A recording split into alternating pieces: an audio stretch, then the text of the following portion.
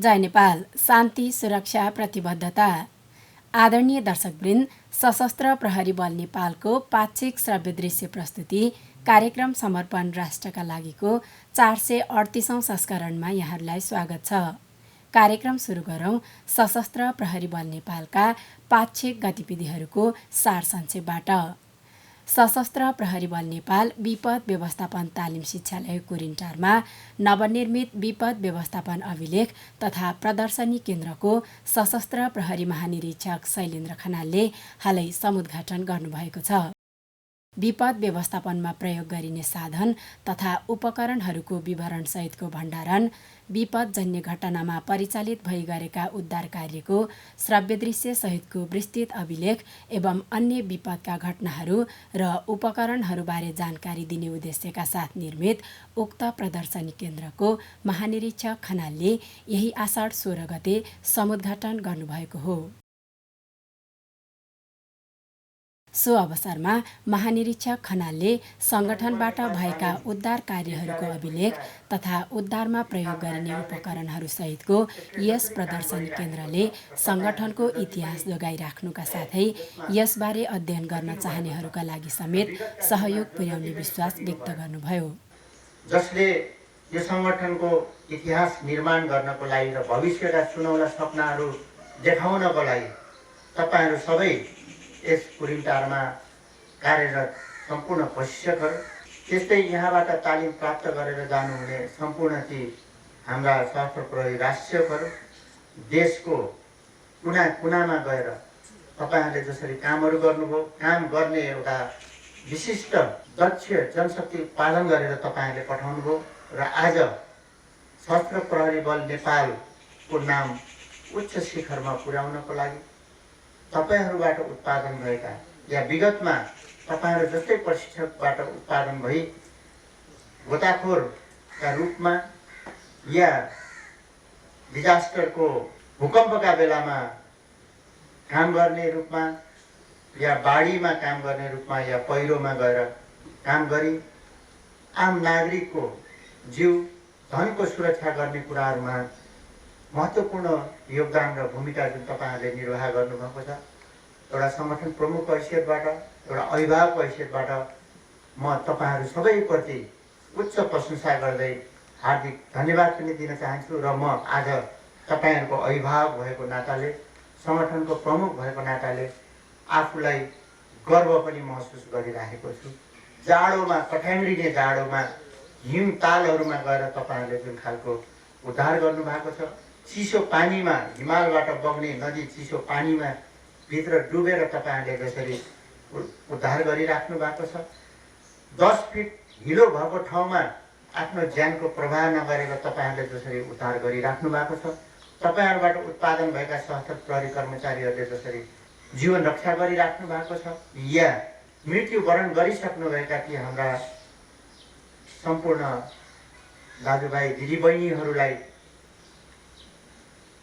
फेला पारेर सम्बन्धित परिवारमा बुझाउने जुन कामहरू गर्नुभएको छ, वास्तवमा यो हामीले या तपाईहरूले सङ्गठनका लागि मात्रै नभएर यो राष्ट्रको लागि, यो जनताको लागि आफ्नो जीवन, आफ्नो स्वार्थ त्यागेर एउटा त्यागको भावना राखेर तपाईहरूले गर्नुभएको जस्तो मलाई लाग्छ र यसको लागि चाहिँ म एउटा संगठन प्रमुख अभिभावकको हिसाबले फेरि पनि तपाईहरूको उच्च प्रशंसा गर्न चाहन्छु। सोही अवसरमा महानिरीक्षक खनालले शिक्षालय परिसरमा नवनिर्मित विश्वकर्मा मन्दिर र सरस्वती मन्दिरको समेत मूर्ति अनावरण गर्नुहुँदै समुद्घाटन गर्नुभएको थियो। उद्घाटन कार्यक्रमकै बीच उहाँले निर्माण कार्यमा सहयोग पुर्याउनुहुने विभिन्न व्यक्ति तथा सङ्घ संस्थाहरूलाई प्रशंसा पत्र समेत प्रदान गर्नुभएको थियो। कार्यक्रममा शिक्षालयका समादेशक सशस्त्र प्रहरी वरिष्ठ उपरीक्षक कालिदास धौबजीले स्वागत मन्तव्य तथा भवन निर्माण सम्बन्धी प्रतिवेदन प्रस्तुत गर्नुभएको थियो। यसअघि महानिरीक्षक खनालले चितवन स्थित सशस्त्र प्रहरी बल नेपाल नम्बर 3 गढीमाई बाहिनी मुख्यालय परिसरमा नवनिर्मित गढीमाई अतिथि गृहको समुद्घाटन गर्नुका साथै बाहिनीमा आयोजित वृक्षारोपण कार्यक्रममा समेत सरिक हुनुभएको थियो। राष्ट्रिय सशस्त्र प्रहरी बल प्रशिक्षण प्रतिष्ठान माता तीर्थमा सञ्चालित सिसम 26 गुल्मपति तथा स्टाफ तालिमको अन्तिम प्रवचन कार्यक्रम सशस्त्र प्रहरी महानिरीक्षक शैलेन्द्र खनालको प्रमुख आतिथ्यतामा सम्पन्न भएको छ। यही आषाढ 13 गते सशस्त्र प्रहरी बल नेपाल प्रधान कार्यालयमा आयोजित समापन कार्यक्रममा महानिरीक्षक खनालले तालिममा सर्वोत्कृष्ट हुने प्रशिक्षार्थी सशस्त्र प्रहरी निरीक्षक कृष्ण कुमार बस्नेतलाई पुरस्कार तथा तालिममा सहभागी सम्पूर्ण अधिकृतहरूलाई प्रमाणपत्र प्रदान गर्नुहुँदै समापन गर्नुभएको हो। सो अवसरमा उहाँले राज्य प्रदत्त जिम्मेवारीका क्षेत्रहरूमा पूर्ण व्यावसायिक, अनुशासित, कर्तव्यनिष्ठ र नैतिकवान भई सामूहिक भावनाका साथ कार्य सम्पादन गर्ने क्रममा तालिममा सिकेका ज्ञान, सिप, दक्षता र कुशलतालाई प्रभावकारी प्रयोग गर्न निर्देशन दिनुभयो। समापन कार्यक्रममा सशस्त्र प्रहरी अतिरिक्त महानिरीक्षक पुष्पराम केसी, प्रतिष्ठानका कार्यकारी निर्देशक सशस्त्र प्रहरी नायब महानिरीक्षक खड्गबहादुर राई लगायत अन्य सशस्त्र प्रहरी वरिष्ठ अधिकृतहरूको उपस्थिति रहेको थियो। 12 हप्ता अवधिको उक्त तालिममा 27 सशस्त्र प्रहरी निरीक्षकहरूको सहभागिता रहेको थियो। समाजसेवाका कार्यहरूमा निरन्तर क्रियाशील सशस्त्र प्रहरी परिवार महिला सङ्घले विविध कार्यक्रमहरू सञ्चालन गर्दै आफ्नो 20औं वार्षिकोत्सव सम्पन्न गरेको छ। वार्षिकोत्सवका अवसरमा यही आषाढ 17 गते सङ्घकी केन्द्रीय अध्यक्ष श्रीमती सरिता कडेल खनालले काठमाडौँको रानीवनस्थित मानव सेवा आश्रममा रहेका आश्रितहरूलाई सहयोग पुर्याउने हेतुले 2 लाख रुपियाँको चेक हस्तान्तरण गर्नुभएको थियो।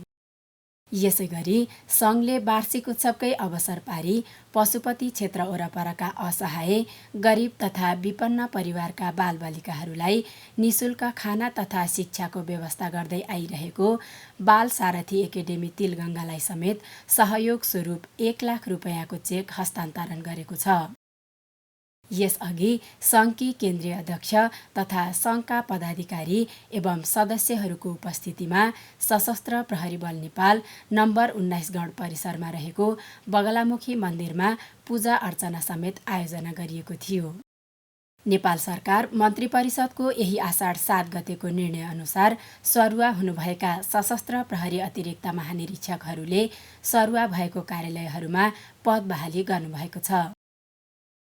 कार्य तथा सीमा सुरक्षा विभागमा सरुवा हुनुभएका सशस्त्र प्रहरी अतिरिक्त महानिरीक्षक पुष्पराम केसी र मानव स्रोत विभाग सरुवा हुनुभएका सशस्त्र प्रहरी अतिरिक्त महानिरीक्षक रामशरण पौडेलले विभाग प्रमुखको रूपमा जिम्मेवारी बुझबुझारत गर्नुहुँदै पद बहाली गर्नुभएको हो।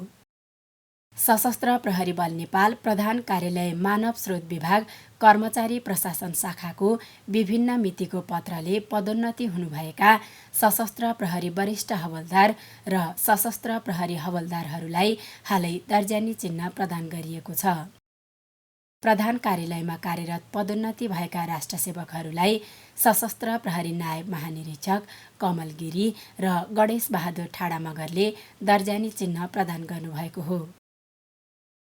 पर्सास्थित सशस्त्र प्रहरी बल नेपाल नम्बर 13 गण हेडक्वार्टरले वर्षातको समयमा हुने बाढी, पहिरो तथा डुबानका घटनाहरूमा सशस्त्र प्रहरी बल नेपालका राष्ट्रसेवकहरूले कसरी तीव्र रूपमा परिचालित भई उद्धार कार्य गर्न सक्छन् भन्ने विषयमा जानकारी दिन प्रयोगात्मक अभ्याससहितको डेमोन्स्ट्रेसन प्रदर्शन गरेको छ। यसैगरी बाँके जिल्लाको डुडुवा गाउँपालिका 6 स्थित राप्ती नदीमा सशस्त्र प्रहरी बल नेपाल नम्बर 30 गण बाँकेमा कार्यरत सशस्त्र प्रहरी राष्ट्रसेवकहरूले समेत नेपाली सेना र नेपाल प्रहरीसँग संयुक्त रूपमा विपद उद्धार सम्बन्धी डेमोन्स्ट्रेसन सम्पन्न गरेको गणले जनाएको छ। दर्शकवृन्द, कार्यक्रममा अब विपद सम्बन्धी गतिविधिहरू।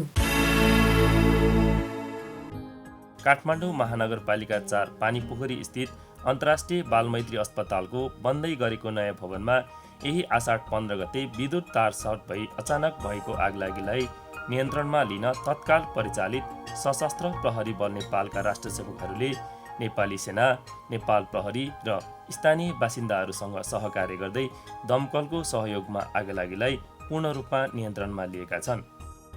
मनसुनको सुरुवातसँगै देशका विभिन्न भूभागहरूमा भएको अविरल वर्षाका कारण गएका बाढी, पहिरो तथा डुबानका घटनाहरूमा सशस्त्र प्रहरी बल नेपालले आफ्ना देशभरका इकाइहरूबाट अधिकतम जनशक्ति परिचालन गरी तीव्र उद्धार कार्य गर्नुका साथसाथै सुरक्षित स्थानमा स्थानान्तरण गर्ने कार्य निरन्तर गरिरहेको छ।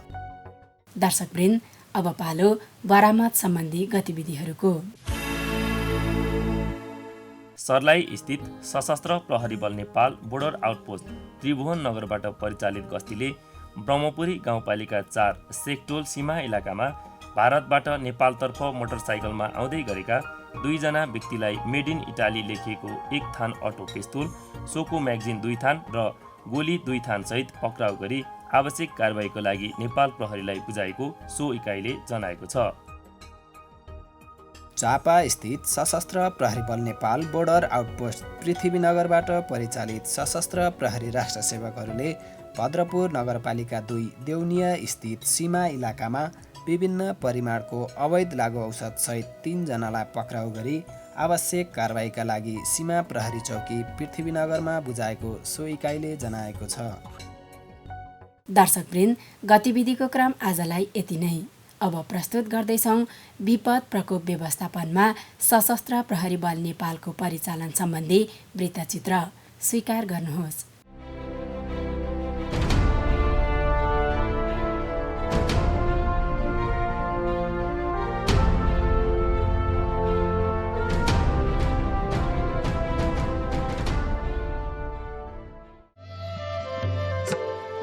समय र प्रकृति जति बलवान हुन्छन् त्यति नै परिवर्तनशील एवं प्रभावकारी पनि हुने गर्दछन्।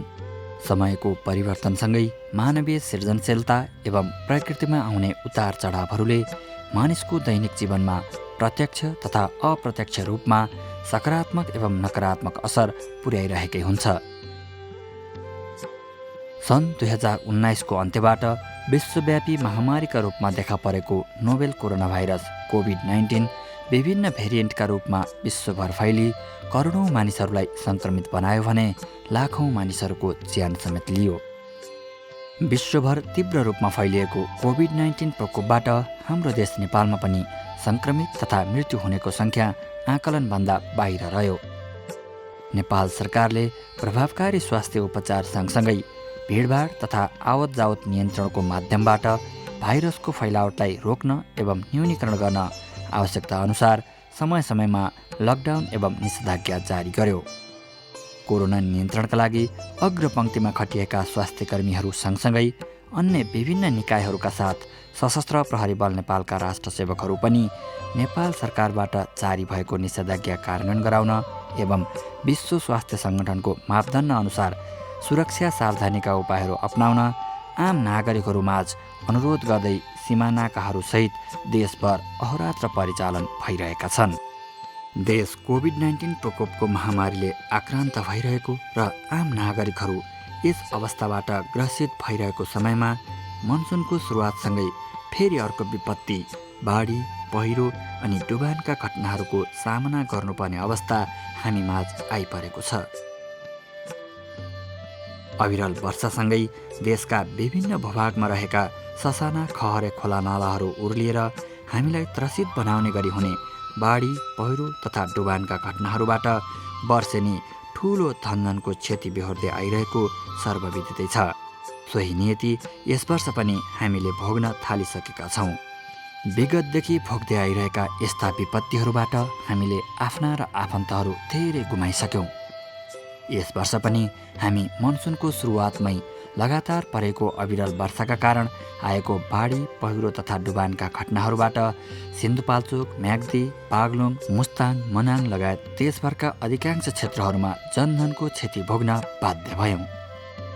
देशका विभिन्न भागहरूमा निरन्तर परिरहेको अविरल वर्षासँगै आएको बाढी, पहिरो, डुबानका घटनाहरूबाट पीडित नागरिकहरूलाई जतिसक्दो छिटो सकुशल तथा जीवितै उद्धार गरी सुरक्षित स्थानमा स्थानान्तरण गर्ने प्रयासमा सशस्त्र प्रहरी बल नेपालका राष्ट्र सेवकहरू अन्य निकायहरूसँग समन्वय र सहकार्य गर्दै अहोरात्र जुटिरहे, निरन्तर लागिरहे।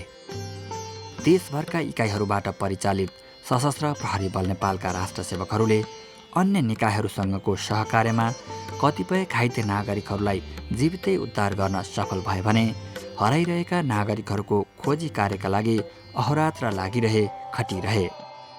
बाढी, पहिरो तथा डुबानका कारण अवरुद्ध पुल तथा सडकहरूलाई खुलाई मानवीय दिनचर्या सहज बनाउन तथा अवरुद्ध अत्यावश्यक वस्तु तथा सेवाको आपूर्ति सहज गराउने कार्यमा समेत खटिरहेको सशस्त्र प्रहरी बल नेपालले जोखिमयुक्त बस्तीका बासिन्दाहरूलाई समयमै उनीहरूको सरसामानसहित सुरक्षित ठाउँमा स्थानान्तरण गरी थप क्षति हुनबाट रोक्न समेत निरन्तर परिचालित भइरहेका छन्।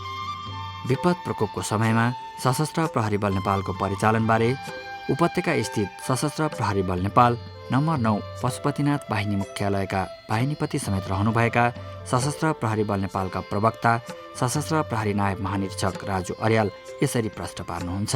विपदको लागि हामी खटिरहेका छौँ। अहिले यो प्री मनसुन सुरु हुनु अगावै सशस्त्र प्रहरी बलले विशेष यो प्रकोप व्यवस्थापनको लागि तयारी गरेको छ। यो तयारीको लागि हामीले प्रधान कार्यालयबाट सम्पूर्ण युनिटहरूमा पुग्ने गरी परिपत्र गरेका छौँ। त्यसपछि त्यहाँका सम्बन्धित बाहिनीपतिहरूलाई टेलिफोन मार्फत पनि र इन्चार्जहरूलाई यसलाई विशेष ख्याल गर्नु र विशेष ध्यान दिएर यो उद्धारको कार्यमा पहिलामा, त्यसपछि राहत एवं पुनर्स्थापना कार्यमा के हामी चाहिँ सुरक्षा फोर्सको रोल हुन्छ त्यो पुरा गरेर हामीले निर्देशन दिइसकेका छौँ। सशस्त्र प्रहरी बलका जति जनशक्ति प्रकोप व्यवस्थापन ट्रेनिङ गरेका स्पेसल स्किल्ड म्यान पावर छ, जस्तो सशस्त्र प्रहरी बलमा 1860 जना स्पेसल तालिम गरेको जनशक्ति छ। त्यो जनशक्ति भनेको प्रकोप व्यवस्थापनको लागि मात्रै भनेर छुट्टै विशेष तालिम दिएको जनशक्ति हो।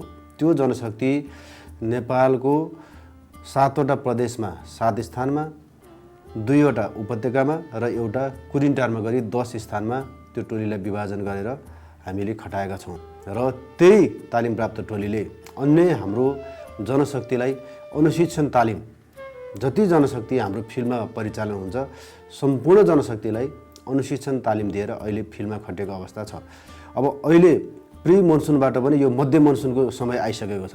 यो कारणले गर्दाखेरि अब अस्ति भर्खर मात्रै हामीले मेलम्ची, सिन्धुपाल्चोकको मेलम्ची, मनाङ, म्याग्दी, बागलुङ लगायतका जिल्लाहरूमा पहाडी, विशेष गरी पहाडी इलाकाहरूमा हामीले उद्धारको कार्यहरू गऱ्यौँ भने अब तराईमा पनि यो डुबान सुरु हुन थालेको छ र तराईको जिल्लाहरूमा हाम्रो खटिएको जनशक्तिहरूलाई सम्पूर्णलाई हामीले चाहिँ विशेष निर्देशन दिएका छौँ र उहाँहरूले पनि सोही अनुसारको अहिले उद्धारको कामहरू भइरहेको छ। हामीले हाम्रो युनिटहरूमा पनि विशेष गरी तैनाती गर्नुपर्छ, यसको लागि मात्रै, प्रकोप उद्धारको लागि मात्रै तैनाती गर्नुपर्छ भनेर बाहिनीमा एक प्लटुन भनेको 35 जनादेखि 50 जनासम्म हुन्छ। गण स्तरमा पनि 35 देखि 50 जनाको र गुल्म स्तरमा प्लस सेक्सन र अन्य जहाँ जहाँ सशस्त्र प्रहरी बलका स्थायी एवं अस्थायी इकाइहरू छन् त्यो सबै स्थानमा यो विपद व्यवस्थापनको लागि भने छुट्टै हाम्रो एउटा क्युआरडी टिम तयारी हालतमा हामीले राखेका छौँ र अहिले त्यही तयारी हालतमा रहेको टिमले उद्धारको कामहरू प्रभावकारी रूपमा गरिरहेको छ।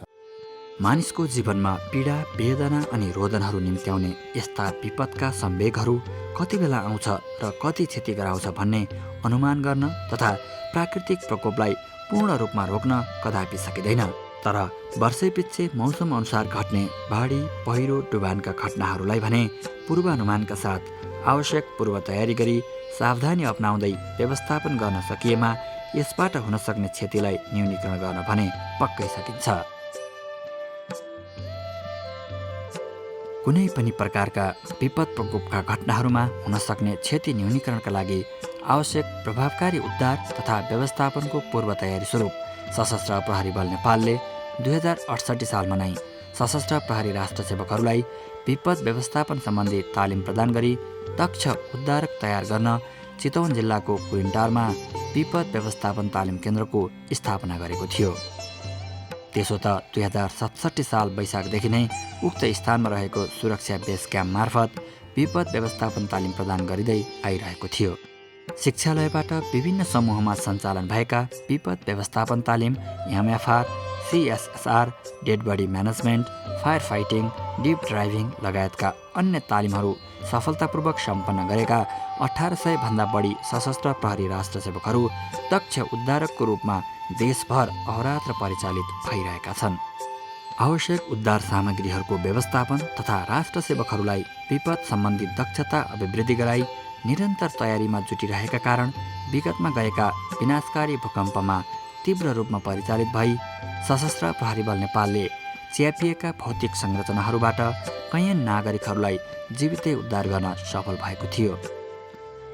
सुक्खा मौसममा तराईमा गएको हावाहुरीको भित्तण्डा होस् वा बस्ती तथा जङ्गलहरूमा हुने आगलागी होस् वा राजमार्गहरूमा समय समयमा हुने सवारी दुर्घटनाहरू नै किन नहुन्, यस्ता पीडादायी विपदका घटनाहरूमा सशस्त्र प्रहरी राष्ट्र सेवकहरूले गरेको प्रभावकारी उद्धार कार्यको आम जनमानसबाट नै सदैव प्रशंसा हुनुले हामीलाई कार्यक्षेत्रमा थप हौसला मिल्ने गर्दछ।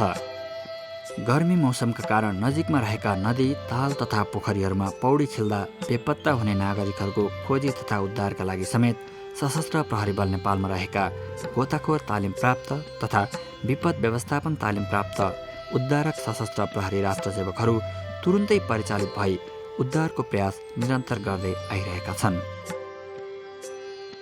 विपद प्रकोप पूर्वदेखि विपद पश्चातको समयभित्र सम्पन्न गरिने सम्पूर्ण कार्यहरूलाई प्रभावकारी बनाउनका लागि सशस्त्र प्रहरी बल नेपालले विभिन्न चरणहरूमा गर्ने कार्यहरूबारे प्रवक्ता नायब महानिरीक्षक अर्याल यसरी प्रकाश पार्नुहुन्छ। यसको लागि सबभन्दा महत्त्वपूर्ण कुरा पूर्व तयारी हुन्छ।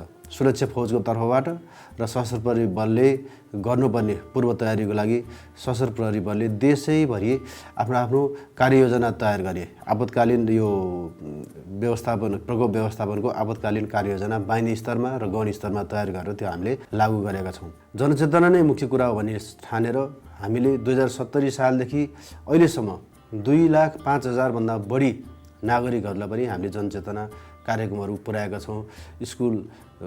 स्कुलमा गएर कम्युनिटी समुदायमा गएर त्यहाँको स्थानीय निकायहरूसँग समन्वय गरेर हामीले त्यो खालको चाहिँ कसरी प्रकोपबाट बच्न सकिन्छ भनेर पूर्व जानकारी हामीले दिलाएका छौँ र उहाँहरूमा पनि अलिकति सचेतना बढेको छ।